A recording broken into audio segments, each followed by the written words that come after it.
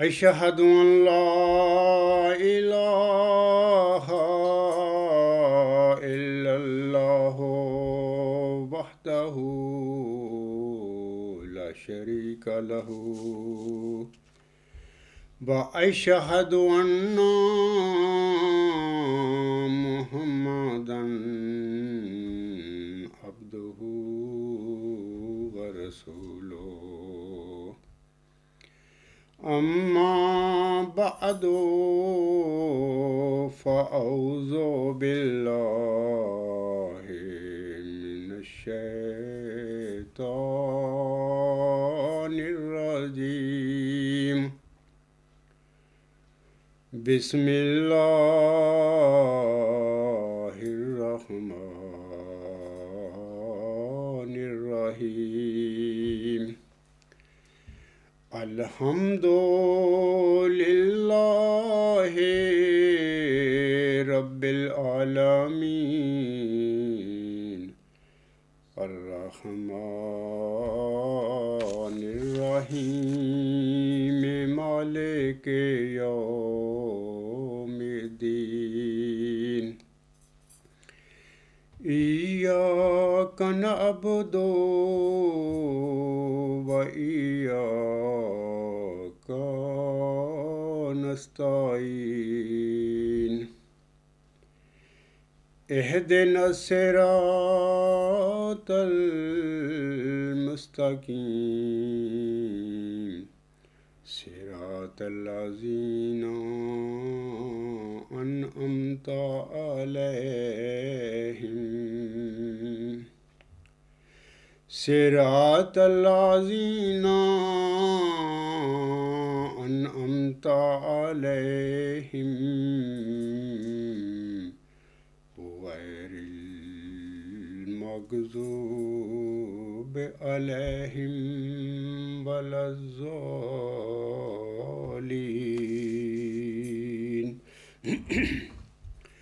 إن الله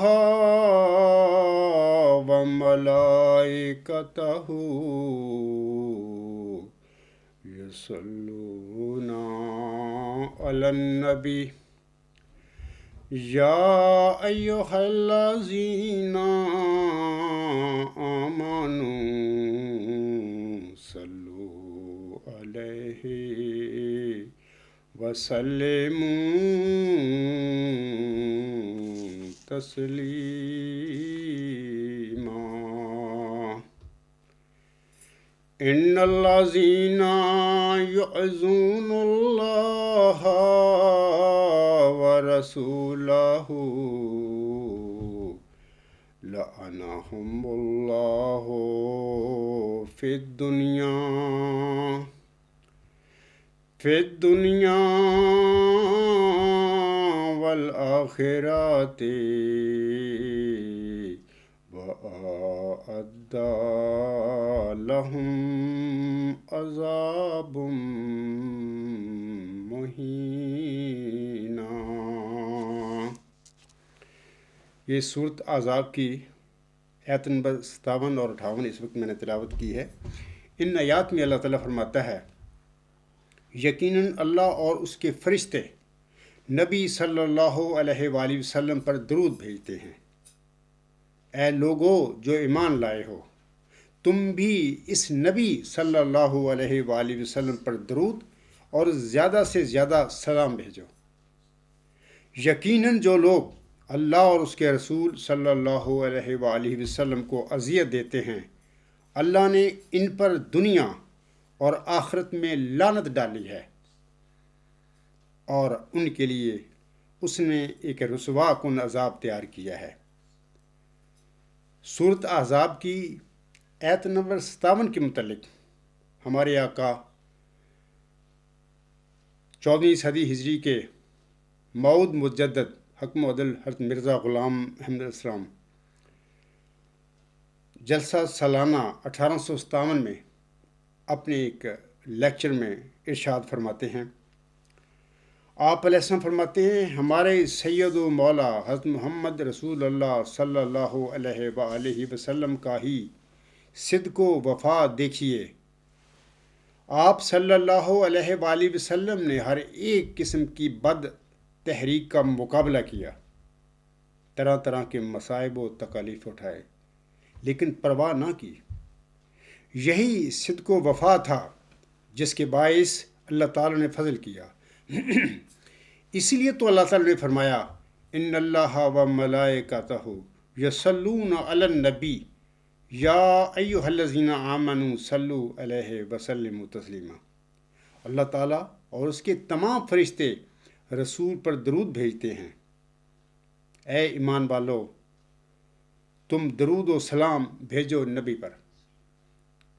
اس ایسے ظاہر ہوتا ہے کہ رسول اکرم صلی اللہ علیہ وآلہ وسلم کے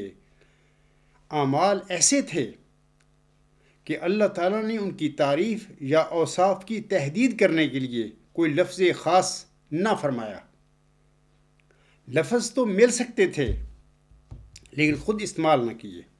یعنی آپ صلی اللہ علیہ وآلہ وسلم کے اعمال صالحہ کی تعریف تحدید سے بیرون تھی۔ اس قسم کی آیت کسی اور نبی کی شان میں استعمال نہ کی۔ آپ صلی اللہ علیہ وآلہ وسلم کی روح میں وہ صدق و صفا تھا، اور آپ صلی اللہ علیہ وآلہ وسلم کے اعمال خدا کی نگاہ میں اس قدر پسندیدہ تھے کہ اللہ تعالیٰ نے ہمیشہ کے لیے یہ حکم دیا کہ آئندہ لوگ شکر گزاری کے طور پر درود بھیجیں۔ اسی طرح حضرت مرزا غلام احمد علیہ السلام اپنی شعرا آفاق کتاب چشمہ معرفت حصہ دوم صفحہ 288 اور 299 پر اسی آیت کریمہ یعنی سورۃ احزاب کی آیت نمبر 57 کے حوالے سے فرماتے ہیں۔ آپ علیہ السلام فرماتے ہیں، دنیا میں کروڑ ایسے پاک فطرت گزرے ہیں اور آگے بھی ہوں گے، لیکن ہم نے سب سے بہتر اور سب سے اعلیٰ اور سب سے خوب تر اس مرد خدا کو پایا ہے جس کا نام ہے محمد صلی اللہ علیہ وآلہ وسلم۔ ان اللہ و ملائکتہ یصلون علی النبی یا ایھا الذین آمنوا صلوا علیہ وسلموا تسلیما۔ ان قوموں کے بزرگوں کا ذکر تو جانے دو جن کا حال قرآن شریف میں تفصیل سے بیان نہیں کیا گیا، صرف ہم ان نبیوں کی نسبت اپنی رائے ظاہر کرتے ہیں جن کا ذکر قرآن شریف میں ہے، جیسے حضرت موسیٰ، حضرت داؤد، حضرت عیسیٰ علیہ السلام اور دوسرے انبیاء۔ سو ہم خدا کی قسم کھا کر کہتے ہیں کہ اگر حضرت صلی اللہ علیہ وآلہ وسلم دنیا میں نہ آتے اور قرآن شریف نازل نہ ہوتا اور وہ برکات ہم بچشم خود نہ دیکھتے جو ہم نے دیکھ لیے، تو ان تمام گزشتہ انبیاء کا صدق ہم پر مشتبہ رہ جاتا، کیونکہ صرف قصوں سے کوئی حقیقت حاصل نہیں ہو سکتی، اور ممکن ہے کہ وہ قصے صحیح نہ ہوں، اور ممکن ہے کہ وہ تمام موضوعات جو ان کی طرف منسوب کیے گئے ہیں وہ سب مبالغات ہوں، کیونکہ اب ان کا نام و نشان نہیں، بلکہ ان گزشتہ کتابوں سے تو خدا کا پتہ ہی نہیں ملتا، اور یقیناً سمجھ نہیں سکتے کہ خدا بھی انسان سے ہم کلام ہوتا ہے۔ لیکن حضرت صلی اللہ علیہ وآلہ وسلم کے ظہور سے یہ سب قصے حقیقت کے رنگ میں آ گئے۔ اب ہم نہ کال کے طور پر بلکہ حال کے طور پر اس بات کو خوب سمجھتے ہیں کہ مکالمہ الہیہ کیا چیز ہوتا ہے، اور خدا کے نشان کس طرح ظاہر ہوتے ہیں، اور کس طرح دعائیں قبول ہو جاتی ہیں، اور یہ سب کچھ ہم نے حضرت صلی اللہ علیہ وآلہ وسلم کی پیروی سے پایا، اور جو کچھ قصوں کے طور پر غیر قومیں بیان کرتی ہیں وہ سب کچھ ہم نے دیکھ لیا۔ بس ہم نے ایک ایسے نبی کا دامن پکڑا ہے جو خدا نما ہے۔ کسی نے یہ شعر بہت ہی اچھا کہا ہے، محمد صلی اللہ علیہ وآلہ وسلم عربی بادشاہ ہر دوسرا، کرے ہے روح قدس جس کے در کی دربانی۔ اسے خدا تو نہیں کہہ سکیں، پہ کہتا ہوں کہ اس کی مرتبہ دانی میں ہے خدا دانی۔ اسی طرح حضرت مرزا غلام احمد صاحب اپنے ایک لیکچر میں اخبار الحکم مورخہ 17 جنوری 1901 صفحہ 3 پر فرماتے ہیں، آپ علیہ السلام فرماتے ہیں رسول اللہ صلی اللہ علیہ وآلہ وسلم کے واقعات پیش آمدہ کی اگر معرفت ہو اور اس بات پر پوری اطلاع ہو کہ اس وقت دنیا کی کیا حالت تھی اور آپ صلی اللہ علیہ وآلہ وسلم نے آ کر کیا کیا، تو انسان وجد میں آ کر اللہم صلی علی محمد کہہ اٹھتا ہے۔ میں سچ سچ کہتا ہوں، یہ خیالی اور فرضی بات نہیں ہے۔ قرآن شریف اور دنیا کی تاریخ اس امر کی پوری شہادت دیتی ہے کہ نبی کریم صلی اللہ علیہ وآلہ وسلم نے کیا کیا، ورنہ وہ کیا بات تھی جو آپ صلی اللہ علیہ وآلہ وسلم کے لیے مخصوصاً فرمایا گیا، ان اللہ و ملائکتہ یصلون علی النبی یا ایھا الذین آمنوا صلوا علیہ وسلموا تسلیما۔ کسی دوسرے نبی کے لیے یہ صدا نہیں آئی۔ پھر میں گزارش کرتا ہوں، حضور صلی اللہ علیہ وسلم فرماتے ہیں کسی دوسرے نبی کے لیے یہ صدا نہیں آئی۔ پوری کامیابی، پوری تعریف کے ساتھ یہی ایک انسان دنیا میں آیا جو محمد کہلایا صلی اللہ علیہ وآلہ وسلم۔ سامعین کرام، خاکسار کا آج کے خطبہ جمعہ کا جو موضوع ہے وہ اس طرح ہے کہ حضرت محمد صلی اللہ علیہ وآلہ وسلم کی نبوت اور شریعت گزشتہ نبیوں اور شریعتوں کے برخلاف دائمی اور قیامت تک کے لیے ہے۔ آج خاکسار اپنے خطبہ جمعہ میں سامعین کرام کے آگے پہلے 2 سوال رکھے گا اور پھر ان دونوں سوالوں کا خاکسار خود ہی جواب بھی انشاءاللہ تعالی دے گا۔ پہلا سوال اس طرح ہے سامعین کرام کہ گزشتہ نبیوں کی طرح حضرت صلی اللہ علیہ وآلہ وسلم کی نبوت بھی کیا نعوذ باللہ من ذالک جز وقتی تھی؟ ایک سوال ہے۔ تو اس سوال کے جواب میں سامعین کرام گزارش ہے کہ ہرگز نہیں۔ گزشتہ نبیوں کے برخلاف حضرت صلی اللہ علیہ وآلہ وسلم کی نبوت دائمی اور قیامت تک کے لیے ہے۔ اور یہ صرف خالی میں یہ دعویٰ نہیں کر رہا، میں اس کے چند عقلی اور نقلی دلائل آپ سب کے آگے پیش کرتا ہوں۔ دعویٰ تو کوئی بھی کر سکتا ہے کہ جی یوں ہے، یہ دعووں کی کوئی حقیقت نہیں ہوا کرتی، اصل حقیقت ہوا کرتی ثبوت کی اور دلائل کی۔ اور یہ جو میں نے ابھی کہا ہے کہ حضرت صلی اللہ علیہ وسلم کی نبوت دائمی اور قیامت تک کے لیے ہے، اس کے چند عقلی اور نقلی دلائل اس طرح ہیں۔ حضرت صلی اللہ علیہ وسلم کے ایک زندہ اور دائمی نبی ہونے کی پہلی وجہ یا پہلی دلیل اس طرح ہے، حضرت صلی اللہ علیہ وآلہ وسلم سے پہلے کسی نبی کے متعلق اللہ تعالیٰ نے یہ نہیں فرمایا تھا کہ اللہ تعالیٰ اور اس کے فرشتے اس نبی پر درود اور سلامتی بھیجتے ہیں۔ اے مومنو، تم بھی اس پر درود اور سلامتی بھیجتے رہو، جیسے کہ ابھی میں نے شروع میں سورۃ احزاب کی آیت نمبر 57 پڑھی ہے۔ دوبارہ پڑھ دیتا ہوں کہ اللہ فرماتا ہے ان اللہ و ملائکتہ یصلون علی النبی یا ایھا الذین آمنوا صلوا علیہ وسلموا تسلیما۔ یقیناً اللہ اور اس کے فرشتے اس نبی صلی اللہ علیہ وسلم پر درود بھیجتے ہیں۔ اے مومنو، تم بھی اس نبی صلی اللہ علیہ وسلم پر درود اور زیادہ سے زیادہ سلام بھیجو۔ تو میں نے کہا ہے کہ سے پہلے کسی نبی کے متعلق اللہ تعالیٰ نے اس قسم کے الفاظ کسی الہامی کتابیں نہیں نازل فرمائے۔ میں مخالفین سے کہتا ہوں جو آج کل حضرت صلی اللہ علیہ وسلم کی شان میں اور قرآن کریم کی شان میں گستاخیاں کرتے پھر رہے ہیں، میں ان سے کہتا ہوں کہ گزشتہ جو الہامی کتابیں ہیں، مثلا ہندوؤں کی کتاب ہے وید، یا توریت ہے، یا زبور ہے، اور یا انجیل ہے، اس میں سے کسی نبی کے متعلق مجھے دکھا دیں ایک مثال کہ اللہ تعالیٰ نے یہ الفاظ جو نبی پاک صلی اللہ علیہ وسلم کے متعلق سورۃ احزاب کی آیت نمبر 57 میں نازل فرمائے ہیں۔ مجھے ایک مثال دکھا دیں۔ آپ نہیں دکھا سکتے، کیونکہ اللہ تعالیٰ نے نبی پاک حضرت محمد مصطفیٰ احمد مجتبیٰ صلی اللہ علیہ وسلم کے علاوہ کسی نبی کے متعلق یہ الفاظ نہیں استعمال فرمائے کسی الہامی کتاب میں بھی۔ یہ پہلی سمجھ لیں کہ مثال میں دے رہا ہوں آپ لوگوں کو، پہلی وجہ اور پہلی دلیل دے رہا ہوں اس بات کی کہ ہم ایک زندہ اور دائمی نبی دنیا میں نازل کیے گئے ہیں، اور آپ کی نبوت اور آپ کی شریعت دائمی اور ہمیشہ کے لیے ہے، ناقابل تنسیخ ہے۔ یہ تو پہلی وجہ ہے۔ سامعین کرام، آسم کے ایک زندہ اور دائمی نبی ہونے کی دوسری وجہ یا دلیل اس طرح ہے کہ اللہ تعالیٰ نے آسم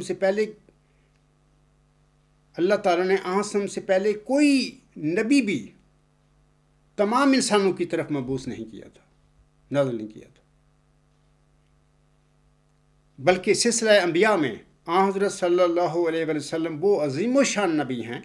جنہیں تمام انسانوں کی طرف مبعوث کیا گیا ہے، جیسا کہ اللہ تعالیٰ سورۃ اعراف کی آیت نمبر 159 میں فرماتا ہے، قل یا ایھا الناس انی رسول اللہ علیکم جمیعا، تو کہہ دے کہ اے انسانوں، یقیناً میں تم سب کی طرف بھیجا گیا رسول ہوں۔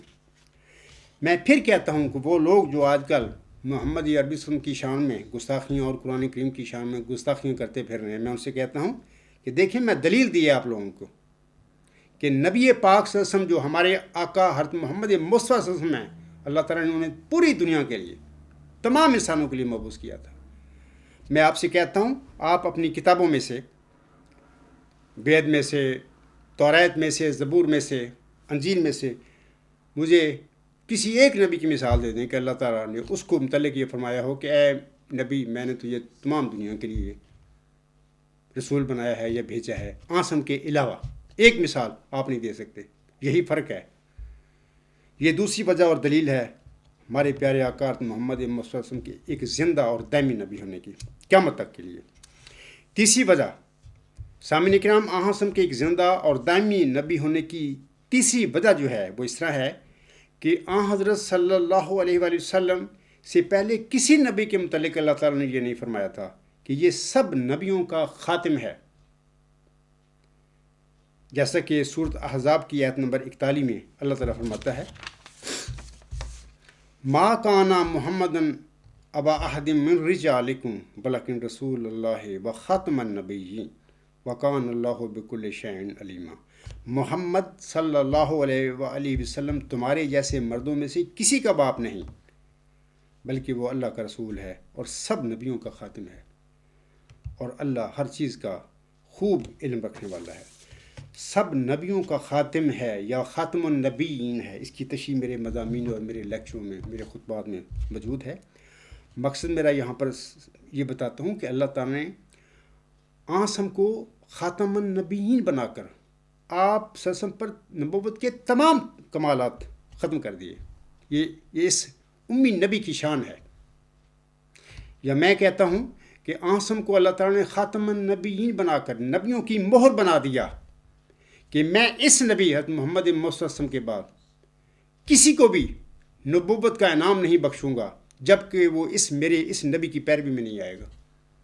یہ ہے نبیوں کی مہر۔ تو یہ تیسری وجہ ہے ہمارے آقا حضرت محمد مصطفیٰ صلی اللہ علیہ وسلم کے ایک زندہ اور ایک دائمی نبی ہونے کی۔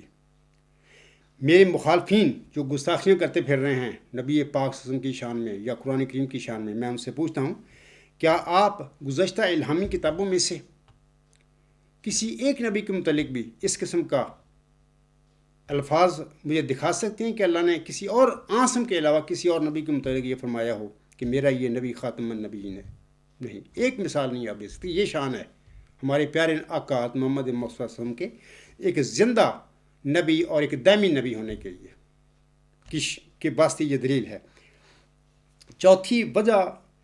یا جو دلیل ہے آسم کے ایک زندہ نبی اور دائمی نبی ہونے کے حوالہ سے، وہ اس طرح ہے کہ حضرت پہلے کسی نبی کے متعلق اللہ تعالیٰ نے یہ نہیں فرمایا تھا کہ نبی انعام پانے کے لیے اللہ تعالیٰ کے ساتھ اس نبی کی پیروی ضروری ہوگی، جیسے کہ اللہ تعالیٰ ہمارے پیارے آقا محمد مصطفیٰ صلی اللہ علیہ وسلم کے متعلق فرماتا ہے۔ یہ سورۃ النساء کی آیت نمبر 70 میں اللہ فرماتا ہے، وَمَن يُطِعِ اللَّهَ وَالرَّسُولَ فَأُولَٰئِكَ مَعَ الَّذِينَ أَنْعَمَ اللَّهُ عَلَيْهِم مِّنَ النَّبِيِّينَ وَالصِّدِّيقِينَ وَالشُّهَدَاءِ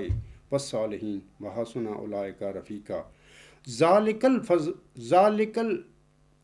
ذَلِكَ الْفَضْلُ مِنَ اللَّهِ وَكَفَىٰ بِاللَّهِ عَلِيمًا۔ اور جو بھی اللہ کی اور اس رسول کی اطاعت کرے، اس رسول یعنی محمد عربی صلی اللہ علیہ وسلم کی اطاعت کرے، تو یہی وہ لوگ ہیں جو ان لوگوں کے ساتھ ہوں گے جن پر اللہ نے انعام کیا ہے، یعنی نبیوں میں سے، صدیقوں میں سے، شہیدوں میں سے اور صالحین میں سے، اور یہ بہت ہی اچھے ساتھی ہیں۔ یہ اللہ کا خاص فضل ہے، اور اللہ صاحب علم ہونے کے لحاظ سے بہت کافی ہے۔ میں اپنے مخالفین سے کہتا ہوں کہ دیکھیں، آپ گزشتہ جو الہامی کتابیں ہیں ان میں سے کسی ایک نبی کے متعلق اللہ تعالیٰ کا یہ جو وعدہ ہے، جو اللہ تعالیٰ نے سورۃ النساء کی آیت نمبر 70 میں فرمایا ہے اپنے پیارے نبی صلی اللہ علیہ وسلم حضرت محمد صلی اللہ علیہ وسلم کے ساتھ، کہ میرے اور اس نبی کی یعنی محمد صلی اللہ علیہ وسلم کی اطاعت ضروری ہوگی نبی انعام پانے کے لیے۔ کسی اور نبی کے متعلق کسی الہامی کتاب میں مجھے مخالفین سے میں کہتا ہوں وہ دکھا دے ایک مثال کہ کسی حضرت موسیٰ علیہ السلام کے متعلق اللہ نے یہ فرمایا ہو، نوح علیہ السلام کے متعلق فرمایا ہو، ابراہیم علیہ السلام کے متعلق فرمایا ہو، حضرت عیسیٰ علیہ السلام کے متعلق فرمایا ہو، تو کسی نبی کے متعلق آپ اس قسم کے وعدہ نہیں دکھا سکتے۔ یہ شان ہے میرے پیارے نبی حضرت محمد صلی اللہ علیہ وسلم کی، ایک زندہ نبی اور ایک دائمی قیامت تک کے لیے نبی ہونے کی۔ یہ تو چوتھی وجہ میں نے آپ لوگوں کے آگے بتائی ہے۔ پانچویں وجہ یا دلیل اس طرح ہے آن حضرت کے ایک زندہ اور دائمی نبی ہونے کے واسطے کہ آن حضرت صلی اللہ علیہ وآلہ وسلم سے پہلے کسی نبی کو اللہ تعالیٰ نے رحمت للعالمین کا لقب نہیں دیا تھا، جیسا کہ اللہ تعالیٰ سورۃ الانبیاء کی آیت نمبر 108 میں فرماتا ہے، وَمَا أَرْسَلْنَاكَ إِلَّا رَحْمَةً لِلْعَالَمِينَ، اور ہم نے تجھے نہیں بھیجا مگر تمام جہانوں کے لیے رحمت کے طور پر۔ میں اپنے مخالفین سے کہتا ہوں جو بے بنیاد دعوے کرتے پھر رہے ہیں کہ عاصم کی نبوت ختم ہو گئی، یا قرآن کریم نعوذ باللہ من ذالک نقل کفر نہ باشد وہ منسوخ ہو گیا ہے، کیونکہ جو کرتے پھر رہے ہیں فضول دعوے، میں ان سے کہتا ہوں کہ کسی اور نبی کے متعلق کسی الہامی کتاب میں سے مجھے ایک مثال دے دیں کہ اللہ نے یہ رحمت للعالمین محمدی عربی سن کے علاوہ موسیٰ کو، نوح کو، ابراہیم کو، عیسیٰ کو، کسی نبی کے متعلق یہ فرمایا ہو۔ آپ نہیں دکھا سکتے۔ یہ شان ہے ہمارے آقا بانی اسلام حضرت محمد مصطفیٰ احمد مجتبیٰ صلی اللہ علیہ وسلم کے ایک زندہ نبی، ایک دائمی نبی ہونے کی۔ یہ پانچویں میں نے آپ کو مثال دی ہے۔ یہ پانچویں وجہ اور ایک دلیل دی ہے آپ لوگوں کے آگے۔ سامعین کرام، ایک اور بات میں آپ لوگوں کو بتانا چاہتا ہوں کہ نبی اور رسول ہونے کے لحاظ سے سارے نبی اور رسول برابر ہیں، اس میں کوئی تفریق نہیں ہوتی کہ سارے ایز اے رسول ایز اے نبی سارے برابری ہوتے ہیں، کیونکہ اللہ ان کو مامور فرماتا ہے، کھڑا کرتا ہے، جیسا کہ اللہ تعالیٰ فرماتا ہے سورۃ البقرہ کی آیت نمبر 284 میں، لا نفرق بین احد من رسلہ، ہم اس کے رسولوں میں سے کسی کے درمیان تفریق نہیں کریں گے۔ یعنی وہ سب برابر ہیں، ایز اے رسول ایز اے نبی سارے وہ برابر ہیں، وہ سارے بھائی ہیں، بھائی ہیں۔ تو رسول اور نبی ہونے کے لحاظ سے تو سارے برابر ہیں، لیکن یہ بھی یاد رکھیں کہ اللہ تعالیٰ فرماتا ہے اپنے اس کلام میں جو اس نے اپنے پیارے امی نبی صلی اللہ علیہ وسلم کے دل پر نازل فرمایا، یعنی قرآن کریم میں اللہ تعالیٰ فرماتا ہے کہ اللہ تعالیٰ نے بعض نبیوں کو بعض دیگر نبیوں پر فضیلت بھی بخشی ہوئی ہے یا بخشی تھی، جیسا کہ اللہ تعالیٰ فرماتا ہے، تِلْکَ الرُّسُلُ فَضَّلْنَا بَعْضَهُمْ عَلَىٰ بَعْضٍ مِّنْهُمْ مَنْ كَلَّمَ اللَّهُ وَرَفَعَ بَعْضَهُمْ دَرَجَاتٍ وَآتَيْنَا عِیسَیٰ ابْنَ مَرْیَمَ الْبَیِّنَاتِ وَأَیَّدْنَاهُ بِرُوحِ الْقُدُسِ۔ یہ وہ رسول ہیں، اللہ فرما رہا ہے، یہ سورۃ البقرہ کی آیت نمبر 256 ہے، یہ وہ رسول ہیں جن میں سے بعض کو ہم نے بعض پر فضیلت دی، بعض ان میں سے وہ ہیں جن سے اللہ نے روبرو کلام کیا، الہام کیا، بات چیت کی، گفتگو کی، اور ان میں سے بعض کو بعض دوسروں سے درجات میں بلند کیا۔ اور اس میں فرق پڑ گیا نا کہ ایز اے نبی ایز اے رسول کے تو سب برابر ہیں، یہ مامورین یا مرسل، لیکن بعض کو اللہ تعالیٰ نے بعض پر فضیلت بھی بخشی ہے۔ اور آگے اللہ فرماتا ہے، اور ہم نے عیسیٰ ابن مریم کو کھلی کھلی نشانیاں دیں اور روح القدس سے اس کی تائید کی۔ دیکھیں نا، اللہ تعالیٰ اس آیت کریمہ میں فرما رہا ہے، اور ہم نے عیسیٰ ابن مریم کو، یعنی مریم کے بیٹے عیسیٰ کو کھلی کھلی نشانیاں دیں اور روح القدس سے اس کی تائید کی۔ یہاں پر میں ضمنی بات آپ لوگوں کو بتانا چاہتا ہوں، آج کل ایک بدبخت اور کاظم مدعی نبوت خاکسار کے دعویٰ کے حوالے سے تو کہتا پھر رہا ہے کہ عبدالغفار جنبہ کا دعویٰ بالکل سچا ہے، وہ ایک صادق انسان ہے، اور یہ بھی کہتا ہے کہ جناب وہ بالکل سچا مدعی ذکی غلام مسیح عظمیٰ ہے، اس کا یہ دعویٰ بالکل سچا ہے، اور اس کا یہ دعویٰ بھی سچا ہے کہ وہ یحییٰ ہے۔ مرزا غلام احمد صاحب کو جس یحییٰ کی بشارت ہوئی تھی کہ جیسا اللہ فرماتا ہے انی نبشرک بغلام اسمہ یحییٰ، ہم تجھے ایک غلام کی بشارت دیتے ہیں جس کا نام یحییٰ ہے، تو وہ بدبخت اور کاذب مدعی نبوت جو ہے وہ یہ بھی اقرار کرتا ہے کہ عبدالغفار جنبہ کا یہ دعویٰ کہ وہ اس دور حاضر کے یحییٰ ہیں، وہ موعود جس کی بانی جماعت مرزا غلام صاحب کو اللہ نے بشارت دی تھی، وہ سچے ہیں اس دعویٰ میں۔ لیکن ساتھ ہی دوسری طرف یہ جو بدبخت انسان ہے، یعنی اس کا یہ طریقہ واردات ہے قرآن کریم کے برخلاف بغیر کسی ثبوت اور دلیل کے، میں پھر کہہ رہا ہوں، لیکن دوسری طرف قرآن کریم کے برخلاف، قرآن کریم کی تعلیم کے برخلاف بغیر کسی ثبوت اور دلیل کے حضرت عیسیٰ علیہ السلام کے متعلق یہ بکواس کرتا پھر رہا ہے کہ عیسیٰ ابن زکریا نعوذ باللہ من ذالک، استغفر اللہ ربی من کل ذنب واتوب الیہ، نقل کفر نباشد۔ بڑی تکلیف ہوتی ہے بعض اوقات اس قسم کی بکواس سن کے لوگوں کی۔ خدا فرما رہا ہے عیسیٰ ابن مریم، میں نے اس کو بغیر باپ کے پیدا کیا اور کن فیکون کی طاقتوں کے ساتھ پیدا کیا، اس کی مثال آدم کی طرح ہے۔ تو یہ کاذب بدبخت جو مدعی نبوت بنا پھرتا ہے، یہ کہتا ہے عیسیٰ نعوذ باللہ من ذالک عیسیٰ ابن زکریا، اور پھر دلیل کیا دیتا ہے؟ میں جنتم میں گیا، وہاں پہ زکریا علیہ السلام ملے، اس نے مجھے کہا کہ وہ میرا بیٹا تھا۔ بندہ اس سے پوچھے کہ اس کا ثبوت کیا ہے؟ یہ تو دعوے ہیں تیرے۔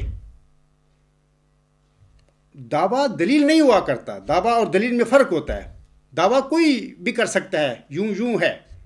دلیل اس کی اور ثبوت اس کا پیش کرنا مدعی پر لازم ہوتا ہے۔ کوئی اس کے پاس دلیل نہیں ہے، ثبوت نہیں ہے، سب بکواس آتے ہیں۔ تو یہ میں لوگوں کو کہوں گا، اور خاص کر اپنے ماننے والے میرے پیروکار جو ہیں ان کو کہوں گا کہ یہ اس شخص کا طریقہ واردات ہے آپ لوگوں کو گمراہ کرنے کے لیے۔ پہلے اس عاجز کے دعوے کے متعلق کہتا ہے کہ بالکل وہ سچا ہے، اپنے دعویٰ موعود ذکی غلام مسیح عظمیٰ، اپنے دعویٰ موعود یحییٰ ہونے میں، یہ سب ٹھیک ہیں، اور اس طرح تمہارے دلوں میں گھستا ہے، یہ بندہ داخل ہوتا ہے آہستہ آہستہ میرے متعلق ہے کہ جب کہ یہ جھوٹ بولتا ہے میرے متعلق بھی۔ جب اتنے بڑے برگزیدہ نبی محمد عربی وسلم کی شان میں گستاخیاں کرتا پھر رہا ہے، وہ کہتا ہے کہ محمد عربی وسلم نے بعض ایتیں نعوذ باللہ من ذالک اپنے پاس سے قرآن میں داخل کر لی۔ استغفر اللہ ربی من کل ذنب واتوب الیہ۔ تفصیل ان شاء اللہ تعالیٰ آئندہ اپنے لیکچر میں آپ لوگوں کو بتاؤں گا اس کے متعلق، اس کی حقیقت کیا ہے اس مدعے کی۔ لیکن آج تو میں ضمنی یہ باتیں کر رہا ہوں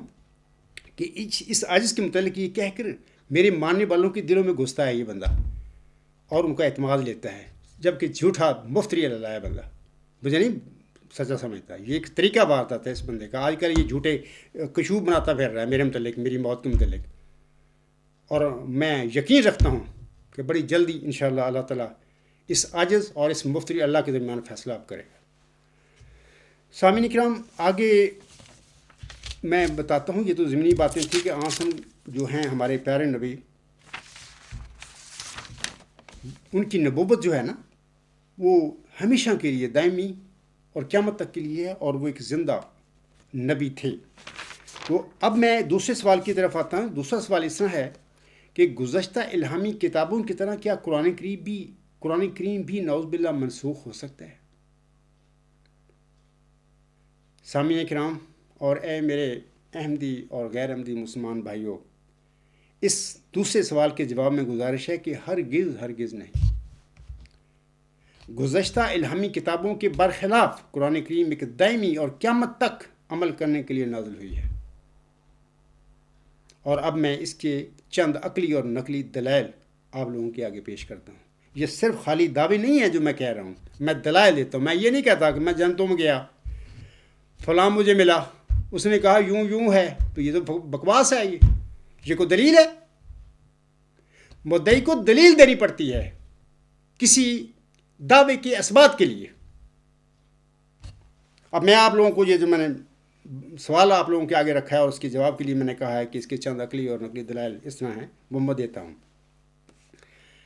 سامعین کرام، گزشتہ الہامی کتابوں کے بالمقابل قرآن کریم کے ایک کامل اور دائمی شریعت ہونے کی پہلی وجہ یا دلیل اس طرح ہے کہ اللہ تعالیٰ نے قرآن کریم سے پہلے کسی الہامی کتاب کے متعلق یہ نہیں فرمایا تھا کہ یہ ذکر ہم نے ہی اتارا ہے اور ہم ہی اس کی حفاظت کرنے والے ہیں، جیسا کہ اللہ تعالیٰ سورۃ الحجر کی آیت نمبر 10 میں فرماتا ہے، اِنَّا نَحْنُ نَزَّلْنَا الذِّكْرَ وَإِنَّا لَهُ لَحَافِظُونَ۔ یقیناً ہم نے ہی یہ ذکر اتارا ہے۔ قرآن کریم کو اللہ ذکر فرما رہا ہے، ہم نے ہی یہ ذکر، یہ قرآن کریم، یہ الہامی کتاب محمد عربی وسلم کے دل پر اتاری ہے اور یقیناً ہم ہی اس کی حفاظت کرنے والے ہیں۔ اس قسم کی حفاظت کا وعدہ اللہ تعالیٰ نے گزشتہ جو الہامی کتابیں ہیں، وید ہے مثلاً ہندوؤں کی، یا توریت ہے، زبور ہے، انجیل ہے، کسی کتاب میں بھی اللہ تعالیٰ نے اس کتاب کے متعلق اس قسم کا وعدہ نہیں فرمایا کہ میں نے اس کتاب کو نازل کیا ہے فلاں نبی پر اور میں ہی اس کی حفاظت کروں گا۔ کوئی ایک میرا مخالف جو ہے، جو دعوے کرتے پھر رہے ہیں فضول، مجھے ایک مثال دے دیں کسی الہامی کتاب کے متعلق، پھر یہ دعوے جھوٹے کریں کہ قرآن نعوذ باللہ من ذالک منسوخ ہو گیا یا فلاں ہو گیا، پھر بک بک یہ بعد میں کریں، تو وہ کوئی نہیں دے سکتے۔ یہ پہلی میں دلیل دیتا ہوں اور وجہ دیتا ہوں کہ قرآن کریم ایک کامل اور دائمی شریعت قیامت تک کے لیے ہے، اس کے منسوخ ہونے کے لیے سوال ہی پیدا نہیں ہو سکتا۔ سامعین کرام، گزشتہ الہامی کتابوں کے بالمقابل قرآن کریم کے ایک کامل اور دائمی شریعت ہونے کی دوسری وجہ یا دلیل اس طرح ہے کہ اللہ تعالیٰ نے قرآن کریم سے پہلے کسی الہامی کتاب کے متعلق یہ نہیں فرمایا تھا کہ یہ ایک کامل کتاب ہے، اس میں کوئی شک نہیں، متقیوں کو ہدایت دینے والی ہے، جیسا کہ اللہ تعالیٰ سورۃ البقرہ کی آیت نمبر 3 میں فرماتا ہے، ذالک الکتاب لا ریب فیہ ھدی للمتقین، یہ وہ کامل کتاب ہے جس میں کوئی شک نہیں اور متقیوں کو ہدایت دینے والی ہے۔ میں اپنے مخالفین سے جو یہ کرتے رہتے ہیں، دعوے چھوڑ رہے ہیں کہ قرآن کریم نعوذ باللہ منسوخ ہو گیا ہے یا جو بھی ہے، قرآن کریم سے پہلے کسی الہامی کتاب کے متعلق یہ الفاظ مجھے دکھا دیں، یعنی وید میں سے دکھا دیں، توریت میں سے دکھا دیں، زبور میں سے دکھا دیں، انجیل میں سے دکھا دیں، پھر میں مان لوں گا آپ لوگوں کی باتیں، ہاں، کہ اگر اس قسم کی باتیں اللہ تعالیٰ نے اس کتاب کے متعلق فرمائی تھیں تو پھر وہ منسوخ ہو گئی، قرآن کریم آ گیا تو قرآن کریم بھی نعوذ باللہ پھر منسوخ ہو جائے گا۔ لیکن دلیل دو مجھے، خالی بک بک کرنے کا کوئی فائدہ نہیں ہے گا۔ تو یہ دوسری وجہ اور دلیل ہے قرآن کریم کے ایک کامل اور دائمی شریعت ہونے کی۔ اور تیسری جو وجہ اور یا دلیل ہے اس کے حوالے سے یاد رکھیں، اللہ تعالیٰ نے قرآن کریم سے پہلے کسی الہامی کتاب کے متعلق یہ نہیں فرمایا تھا کہ جھوٹ نہ اس کے سامنے سے آ سکتا ہے اور نہ ہی پیچھے سے، لیکن قرآن کریم کے متعلق اللہ تعالیٰ سورہ حامیم میں اس طرح فرماتا ہے،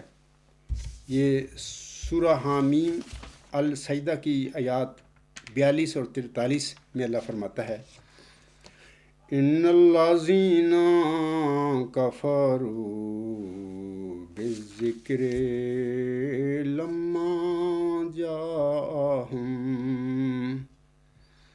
وَإِنَّهُ لَكِتَابٌ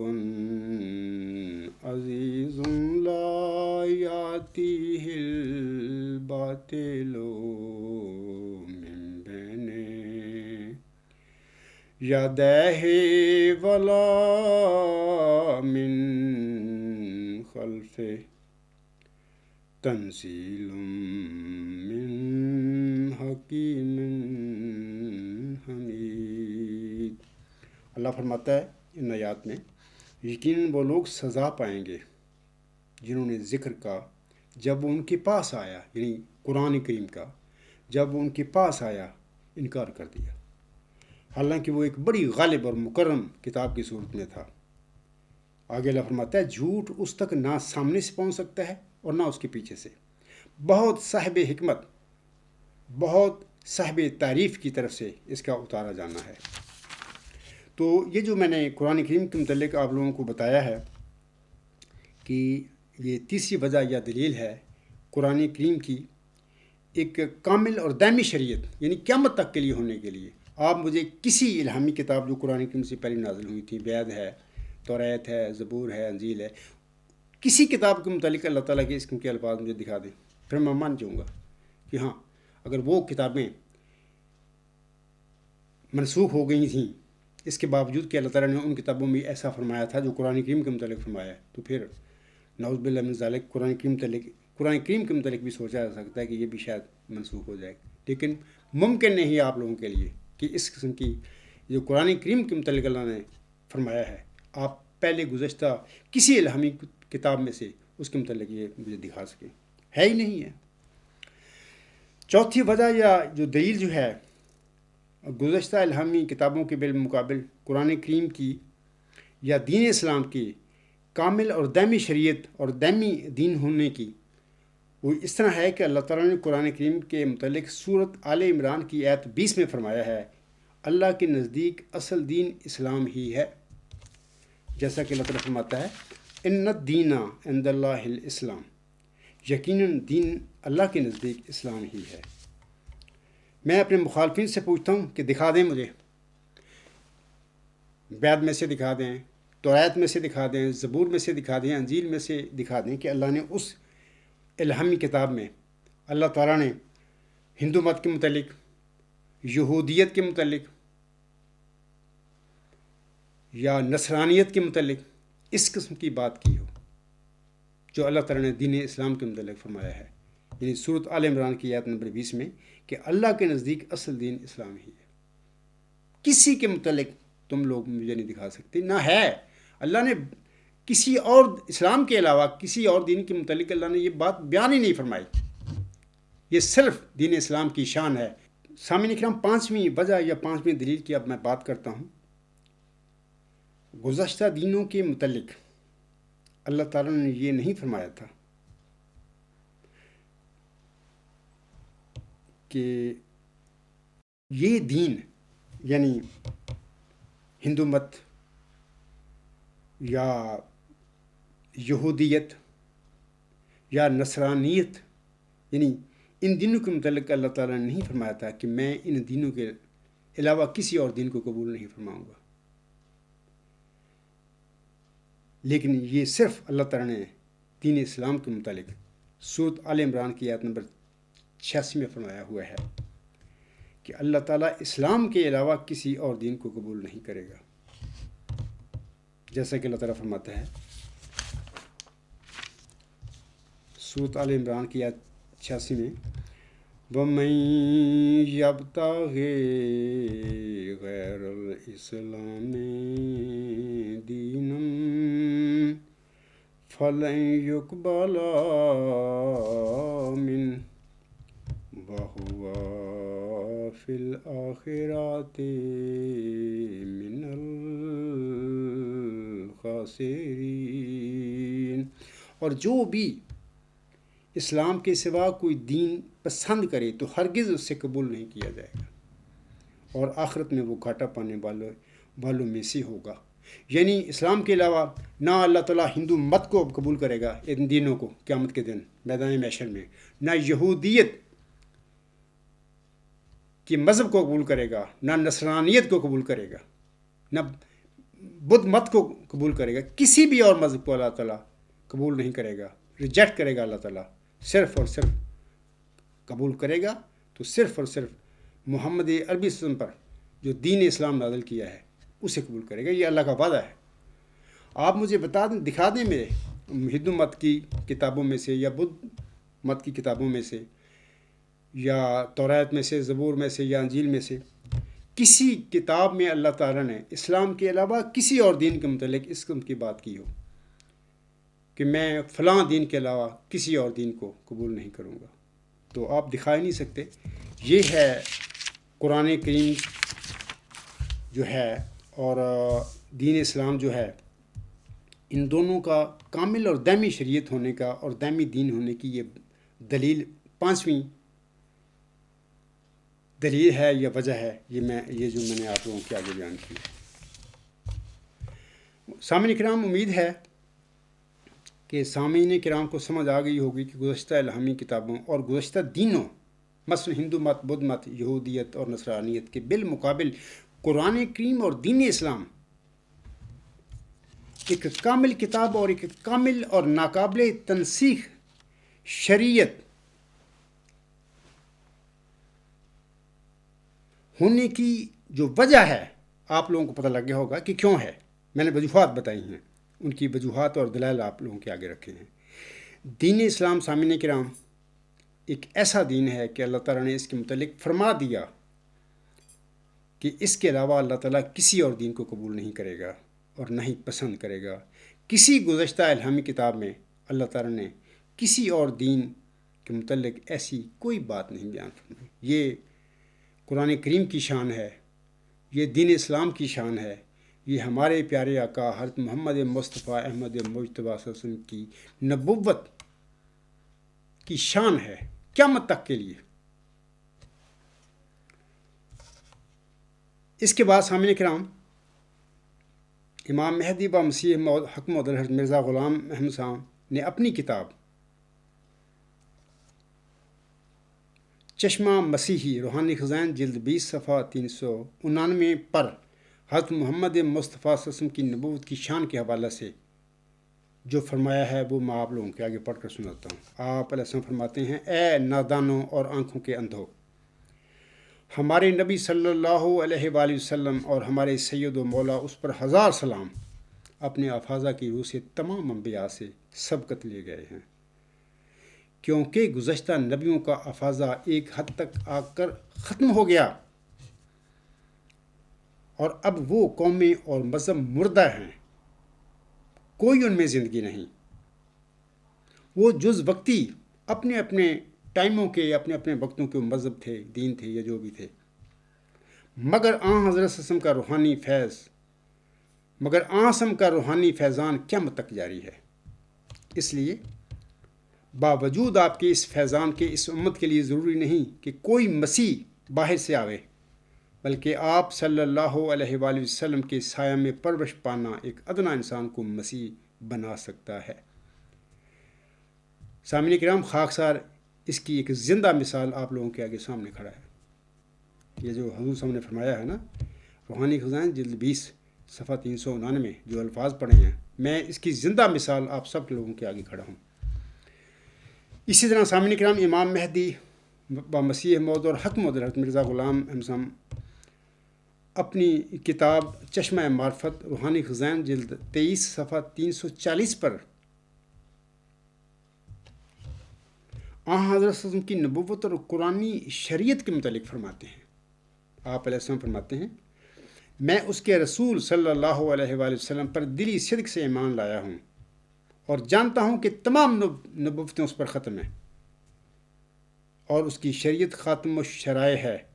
مگر ایک قسم کی نبوت ختم نہیں، یعنی وہ نبوت جو اس کی کامل پیروی سے ملتی ہے، جو اس کے چراغ میں سے نور لیتی ہے، وہ ختم نہیں. وہ لوگ جو بکواس کرتے پھر رہے ہیں کہ حضرت صلی اللہ علیہ وسلم کے متعلق کہ جی انہوں نے قرآن کریم میں کچھ آیات اپنے پاس سے ڈال دی تھی، یا یہ بکواس کرتے پھر رہے ہیں کہ محمد عربی صلی اللہ علیہ وسلم نے نعوذ باللہ من ذالک یہ جرائم کیے تھے، یا یہ بکواس کرتے پھر رہے ہیں کہ قرآن کریم میں 3 قسم کا کلام ہے، ایک اللہ کا کلام ہے، ایک جبرائیل السلام کا کلام ہے، ایک محمد رسول کا نعوذ باللہ من ذالک اپنا بنایا ہوا کلام ہے. اس کے کاذبوں کو کس طرح بدلے کہ اللہ تعالیٰ کی طرف سے کوئی روحانی فیض مل سکتا ہے؟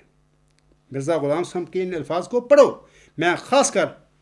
ان لوگوں سے مخاطب ہوں اس وقت جو احمدیوں کے گھر میں پیدا ہوئے ہیں، وہ احمدی ہیں، اللہ تعالیٰ نے ان کو احمدیت نصیب کی ہوئی ہے. وہ کہاں چلے گئے ہیں اس ان کے فضول اور بدبخت لوگوں کو پیچھے لا کر کہاں چلے گئے ہیں؟ آگے اس میں فرماتے ہیں کیونکہ وہ محمدی نبوت ہے، یعنی اس کا ذیل ہے اور اس کے ذریعہ سے ہے اور اس کا مظہر ہے اور اس سے فیض یاب ہے. اگر کوئی بدبخت سامعین کرام مسلمانوں کے گھر میں پیدا ہونے والا حضرت صلی اللہ علیہ وسلم پر بدزبانی کرے کہ اس نے نعوذ باللہ یہ جرائم کیے تھے، نعوذ باللہ من ذالک، قرآن کریم میں بعض آیتیں اس نے خود اپنے آپ پاس سے داخل کر دیں، قرآن کریم کو منسوخ کرتا ہوں وغیرہ وغیرہ بکواس کرتا پھرے کو بندہ، حضرت زکریا علیہ السلام، حضرت مریم علیہ السلام پر، حضرت مسیح عیسیٰ ابن مریم پھر بہتان لگاتا پھرے، بڑی تکلیف دہ باتیں ہیں. میں نے کبھی اس قسم کا جو مدعی ہو نا جھوٹا کاذب، میں 5 منٹ بھی اپنی زندگی میں سے اس کے لیے نہیں دے سکتا، کیونکہ کہ ایسا دعویٰ ہے. اگر کوئی بندہ کہتا ہے کہ نعوذ باللہ من ذالک آنسم نے یہ جرائم کیے، یا یہ بکواس کرتا ہے کہ آنسم نے کچھ آیات اپنے پاس ایک قرآن کریم میں ڈال دی،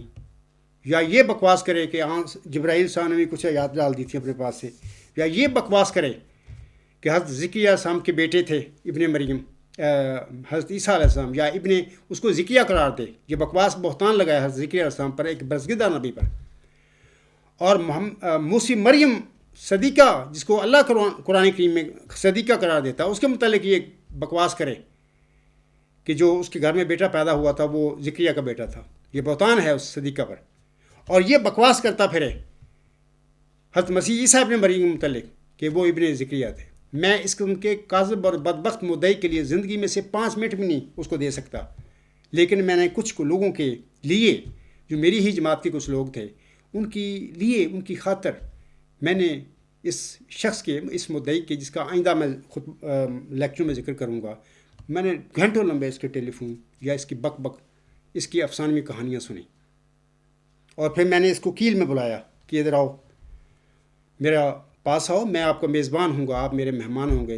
چند دن آپ میرے پاس ٹھہرنا، میرے پاس کھل کر اپنا دعویٰ رکھنا، اور پھر اس کے بعد میرا حق ہوگا کہ میں آپ کے دعویٰ کے متعلق سوال کروں، اور میں اپنا دعویٰ آپ کے آگے رکھوں گا،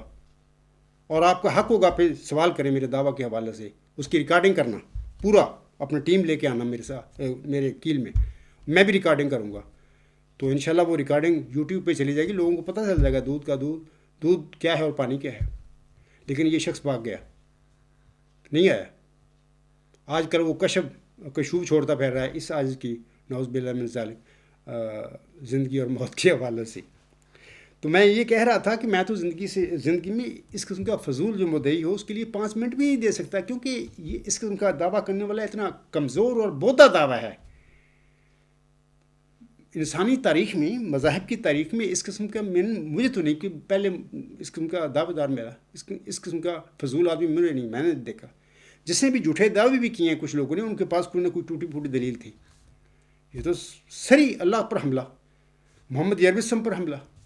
قرآن کریم کی شان پر حملہ،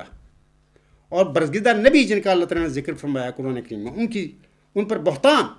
ان کی شان میں گستاخیاں یہ بندہ کرتا پھر رہا. وہ کہتا ہے کہ مجھے اللہ نے نبی بنایا، اور پھر یہ بھی کہتا ہے کہ میں حق تعالیٰ کا دل ہوں. میں آپ لوگوں کو بتانا چاہتا ہوں، یہ آئندہ باتیں میں کروں گا لیکچروں میں، کہ یہ حق تعالیٰ کا دل نہیں ایسا بندہ ہو سکتا جو اس کے بکواسات کرے، وہ ابلیس کا دل ہو سکتا ہے. اس آخری زمانے میں صرف محمد عربی صلی اللہ علیہ وسلم ایک عظیم انسان اور عظیم نبی ہے، اور اس کے دین اسلام کو کمزور کرنے کے لیے ابلیس نے، جس نے پہلے یہودیت کا بیڑا غرق کر دیا، ختم کر دی، مہاتما بدھ کے دین کو ختم کیا، ہندوؤں کے دین کو ختم کر دیا، عیسائیوں کو ضال بنا دیا، ختم کر دیا. اب اس نے یہ پروگرام بنایا ہے کہ محمد عربی صلی اللہ علیہ وسلم اور اس کے دین اسلام کو کمزور کرنے کے لیے، مٹا تو سکتا ہی نہیں، میں نے اس شخص کو قابو کیا ہے اور اس کو اپنا دل بنایا ہوا ہے. یہ کہتا پھر رہا ہے کہ حق تعالیٰ کا میں دل ہوں. سب جھوٹ بکواس کرتا پھر رہا ہے، کوئی دلیل نہیں اس کے پاس. آج تک اس بندے کے پاس یہ بات نہیں ہے کہ جس کو تو حق تعالیٰ کہتا ہے وہ حق ہے کیا. واٹ از دیٹ حق، واٹ از دیٹ ٹروتھ. میں یہ عاجز دعوے دار ہے اور لوگوں کو بتاتا ہے کہ what is that truth, that is supreme ultimate universal truth, that is اعلیٰ انتہائی ہمگیر حق جو اس عاجز پر ظاہر ہوا، جس نے اپنی نیک صفات کا اس عاجز کو مظہر بنایا. تو یہ اس قسم کی یہ بندے ہیں، یہ دعوے دار ہیں. ایک اور حوالہ سن لیجیے. حضرت مرزا غلام احمد صاحب اپنی کتاب چشمہ معرفت روحانی خزائن جلد 23 صفحہ 380 پر فرماتے ہیں، حضرت صلی اللہ علیہ وسلم کو ایک خاص فخر دیا گیا ہے کہ وہ ان معنوں سے خاتم الانبیاء ہیں کہ ایک تو تمام کمالات نبوت ان پر ختم ہیں، اور دوسرے یہ کہ ان کے بعد کوئی نئی شریعت لانے والا رسول نہیں، اور نہ کوئی ایسا نبی ہے جو ان کی امت سے باہر ہو. میرے خیال میں وہ لوگ جو احمدیوں کے گھر میں پیدا ہوئے اور وہ یہ بھی دعویٰ کرتے ہیں کہ ہم حضرت مرزا غلام صاحب کو حکم عدل مانتے ہیں، تو ان کے لیے یہ لمحہ فکری ہے کہ وہ کہاں جا پہنچے ہیں. آپ جہنم کے گڑھے پر کھڑے ہو کسی بدبخت مدعی نبوت کے پیچھے لگ کر، اپنے آپ کو بچاؤ۔ اگر حکم و عدل مانتے ہو مرزا غلام حسن کو، یہ مانو ان کے لفظ کہ جو انہوں نے فرمایا سچ فرمایا، وہی حکم و عدل تھے۔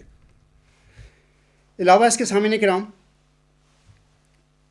آن حضرت وسلم کے بعد کوئی مستقل نبی نہیں آ سکتا۔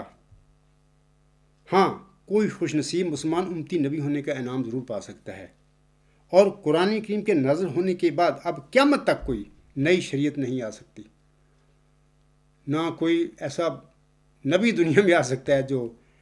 آسم کی نبوت پر حملہ کرے، اس کو منسوخ کرے، یا قرآن کریم جو ایک شریعت ہے قیامت تک کے لیے کامل، اس کو وہ منسوخ کرے، وغیرہ وغیرہ۔ اور یہ جو میں باتیں آپ لوگوں کو بتا رہا ہوں، دلائل کے ساتھ بتا رہا ہوں، خالی دعوے نہیں کر رہا، افسانے نہیں آپ لوگوں کو سنا رہا۔ کچھ لوگ ہیں وہ بہت افسانے سناتے پھر رہے ہیں کہ میں جنت میں گیا، میں فلاں کر دیا، فلاں کر دیا۔ میں ایسی بات نہیں کہہ رہا، میں دلائل دے رہا ہوں آپ لوگوں کے آگے۔ دلائل کس بات میں دے رہا ہوں؟ میں دلائل دے رہا ہوں کہ حضرت محمد صلی اللہ علیہ وسلم کی نبوت اور شریعت گزشتہ نبیوں اور شریعتوں کے برخلاف دائمی اور قیامت تک کے لیے ہے۔ یہ ناقابل تنسیخ ہے۔ ہر انسان کو قیامت تک کے لیے اب اس شریعت پر عمل کرنا ہوگا، اس کے علاوہ کوئی چارہ نہیں۔ علاوہ اس کے سامعین کرام، حکم و عدل حضرت مرزا غلام احمد صاحب اپنے ملفوظات میں، یہ جو حوالہ ہے ملفوظات اولڈ ایڈیشن جلد 10 صفحہ 342، نیو ایڈیشن ملفوظات جلد 5 صفحہ 610 اور 611، آپ علیہ السلام فرماتے ہیں، یہ غور سے سننے والی باتیں ہیں، قرآن سے برگشتہ اور رسول کریم صلی اللہ علیہ وسلم سے برگشتہ ہو کر نبوت کا دعویٰ کرنے والے کو تو ہم واجب القتل اور لعنتی کہتے ہیں۔ کچھ لوگ احمدیوں کو گھر پیدا ہونے والے حکم و عدل کے ان الفاظ کے حوالے سے کہتے ہیں کہ یہ ہمارے جو مدعی نبوت اس کو گالیاں دے رہے ہیں۔ یہ گالیاں؟ مرزا غلام صاحب جس کو آپ حکم و عدل مانتے ہیں، اس کی یہ باتیں ہیں۔ میں پھر پڑھتا ہوں، حضور علیہ السلام فرماتے ہیں، قرآن سے برگشتہ اور رسول کریم صلی اللہ علیہ وسلم سے برگشتہ ہو کر نبوت کا دعویٰ کرنے والے کو تو ہم واجب القتل اور لعنتی کہتے ہیں۔ اس طرح کی نبوت کا کہ گویا آسم کی نبوت کو منسوخ کر دے، دعویٰ کرنے والے کو ہم ملعون اور واجب القتل جانتے ہیں۔ تو لوگوں کو چاہیے کہ اپنی آنکھیں کھولیں اور اپنے آپ کو جہنم سے بچائیں۔ سامعین کرام، جو بدبخت مسلمانوں اور احمدیوں کے گھر میں پیدا ہو کر قرآن کریم کو نعوذ باللہ منسوخ کرتے پھر رہے ہیں، وہ دراصل ابلیس کے ایجنڈے کی تکمیل کرتے پھر رہے ہیں۔ میں سمجھتا ہوں کہ اس کام سے پہلے اگر وہ اس دنیا سے کوچ کر جاتے تو یہ ان کے لیے بہتر تھا۔ میں تو انا للہ و انا الیہ راجعون ان کے لیے پڑھ سکتا ہوں۔ علاوہ اس کے سامعین کرام، امام مہدی حضرت مرزا غلام احمد صاحب اپنے خطبہ الہامیہ روحانی خزائن جلد 16 صفحہ 103 پر قرآن کریم کی اعلیٰ شان کے متعلق فرماتے ہیں۔ آپ علیہ السلام فرماتے ہیں، اور قرآن کی وہ اعلیٰ شان ہے کہ ہر ایک شان سے بلند ہے، وہ حکم ہے یعنی فیصلہ کرنے والا، اور وہ مہیمن ہے یعنی تمام ہدایتوں کا مجموعہ ہے۔ اس نے تمام دلیلیں جمع کر دیں اور دشمنوں کی جمعیت کو تتر بتر کر دیا۔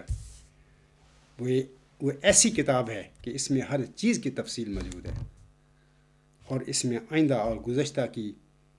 خبریں موجود ہیں، اور باطل کو اس کی طرف راہ نہیں ہے، نہ آگے سے نہ پیچھے سے، اور وہ خدا تعالیٰ کا نور ہے۔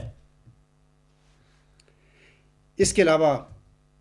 حکم و عدل حضرت مرزا غلام احمد صاحب اپنی کتاب آئینہ کمالات اسلام روحانی خزائن جلد 5 صفحہ 545 پر عربی میں لکھتے ہیں۔ یہ عربی الفاظ ہیں، اور خاکسار ان عربی الفاظ کا ترجمہ آپ لوگوں کو پڑھ کر سناتا ہے۔ آپ علیہ السلام فرماتے ہیں، قرآن پاک ایک انمول موتی ہے جس کے متعلق بدبخت کچھ دعوے دار اس کو منسوخ کرتے پھر رہے ہیں۔ یہ لوگ پیدا ہی نہ ہوتے تو ان کے لیے اچھا تھا۔ قرآن پاک ایک انمول موتی ہے، اس کے باہر روشنی ہے، اس کے اندر روشنی ہے، اور اس کے اوپر روشنی ہے، اور اس کے نیچے روشنی ہے، اور اس کے ہر لفظ میں روشنی ہے۔ یہ ایک روحانی باغ ہے جس کے ڈھکے ہوئے پھل آسانی سے توڑے جا سکتے ہیں، اور اس میں نہریں بہتی ہیں، ہر خوش بختی کا پھل اس میں پایا جاتا ہے اور ہر شمع اس سے روشن کی جا سکتی ہے۔ تو یہ شان ہے قرآن کریم کی جو حق مدل علیہ السلام اپنے ان الفاظ میں فرما رہے ہیں۔ امید ہے میرے سامعین کرام کو یہ علم ہو گیا ہوگا کہ حضرت صلی اللہ علیہ وآلہ وسلم سے پہلے گزشتہ نبی وہ علاقائی اور قومی نبی تھے، اور ان نبیوں کی نبوتیں جز وقتی تھیں۔ ان کے بالمقابل حضرت صلی اللہ علیہ وسلم ایک زندہ نبی جس کا روحانی فیض آج بھی جاری و ساری ہے، اور اس سے انشاءاللہ تعالیٰ قیامت تک جاری و ساری رہے گا۔ اور اس وقت حضرت صلی اللہ علیہ وسلم کے زندہ نبی ہونے اور آپ کے روحانی فیض کے قیامت تک جاری ہونے کے ثبوت کے طور پر خاکسار آپ سب کے سامنے ایک زندہ مثال موجود ہے۔ علاوہ اس کے اسی طرح قرآن کریم سے پہلے سامعین کرام نازل ہونے والی تمام الہامی کتابیں جز وقتی تھیں، ان سب میں ایک کامل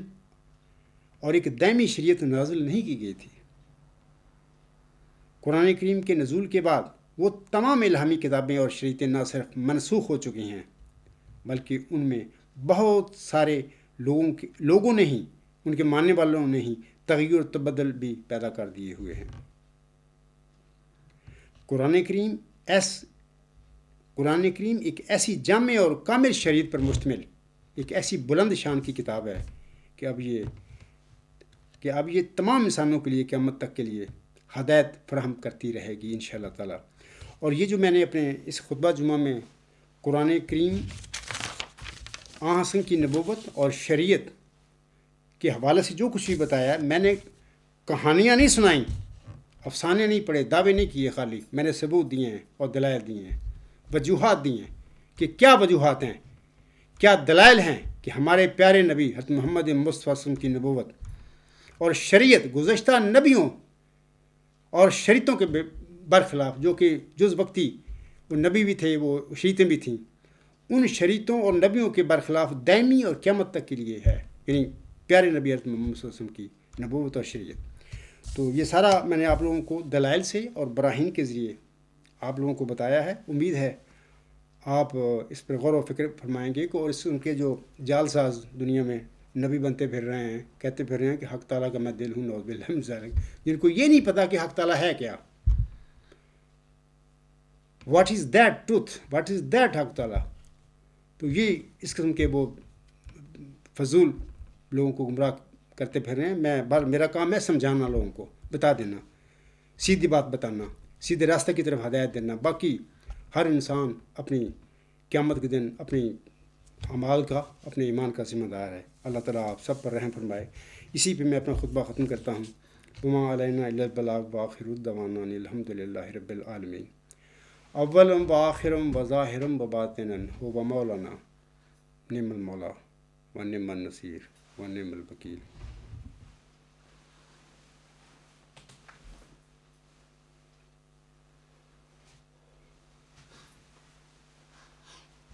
الحمد للہ نحمدہ ونستعینہ ونستغفرہ ونؤمن بہ ونتوکل علیہ ونعوذ باللہ من شرور انفسنا ومن سیئات اعمالنا۔ من يهده الله فلا مضل له ومن يضلله فلا هادي له، ونشهد أن لا إله إلا الله ونشهد أن محمدا عبده ورسوله۔ عباد اللہ رحمکم اللہ، ان اللہ یأمر بالعدل والإحسان وإیتاء ذی القربى وینہی عن الفحشاء والمنکر والبغی يعظكم لعلكم تذكرون اذكروا الله يذكركم وادعوه يستجب لكم ولذكر الله أكبر.